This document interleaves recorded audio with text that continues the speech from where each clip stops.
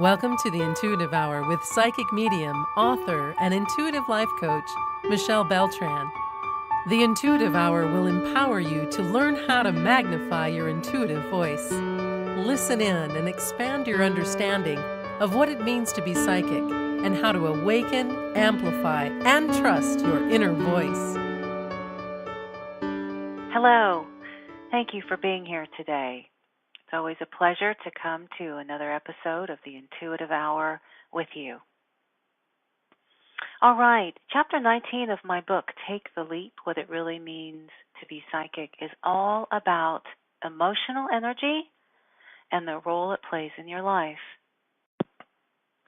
So there are a number of tools, learning and developing psychics or intuitives will add to their skill sets and services.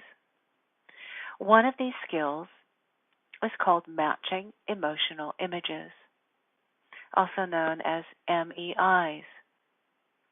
Most psychics employ MEI concepts as a way to think about a person's emotional life and the connections created between people, both good and bad. Deborah Lynn Katz is the founder and director of the International School of Clairvoyance. In her instructional book, You Are Psychic, she has described MEI in the following way. Mental, emotional image pictures are concentrated pockets of emotional energy and corresponding thoughts, ideas, and beliefs that have accumulated in a certain location of our body. We all carry these pockets of emotional energy from events or suffering in our lives. They can be carried from previous lives as well. This accumulation of energy becomes associated with particular beliefs about who we are and the way the world works. These beliefs become so ingrained, they influence our deepest beliefs, structure our relationships, and influence our perceptions of others. Psychics are particularly sensitive to these accumulations of emotion and energy and can access them in the form of mental images or pictures, hence MEI. Whether these accumulations of emotion and energy are recent or whether they have been around since your earliest incarnations, they can be dangerous. If they go unacknowledged, they will create havoc with your emotional balance and your ability to function properly in the world. The part of ourselves that is most affected by these emotional accumulations is self-esteem, our sense of who we are. We encounter people daily who have a particular picture of us because of their MEI issues. Absorption of the negative images of others adds to our own MEIs and may cause our true selves to suffer. Each negative relationship we encounter, whether through a friend, lover, or boss, leaves us feeling a little less than. As a result, these negative relationships reinforce our own worst ideas about ourselves and make it difficult to extricate ourselves from them. We invariably add their negative energies to our own and allow them to become part of our self-images. This process causes pockets of negative energy to build that a sensitive psychic or visual receptor can actually uncover. This person can see the pictures these energies conjure up, making us aware of their damage and helping us to dispel them. Sometimes psychics are attracted to persons whose MEIs match their own. In other words, a psychic may be drawn to a person who shares the same experience, creating empathic negative energy pockets. It's also possible that matching pictures may resonate so intensively with the psychic that they serve to reinforce negative energies and cloud his or her ability to see clearly what needs to be done. This idea of matching pictures helps the psychic actually to aid a client in dispelling harmful beliefs and pictures. And so MEI energies can have a cumulative effect on one's physical body, but the real impact is on the mind and the spirit. Another aspect of matching pictures is the tendency for someone to repeatedly attract the same kind of person into his or her life. When someone has a particular emotional block or accumulation, it may present itself as a pattern in the choice of a harmful love interest or negative friendship. Those who succumb to this pattern are people who, no matter how painful a relationship, will choose and then tolerate those types of companions simply because they match some erroneously held self-image. So to rid oneself of such a pattern requires a true awareness of one's self-image and a desire to be rid of such a habit.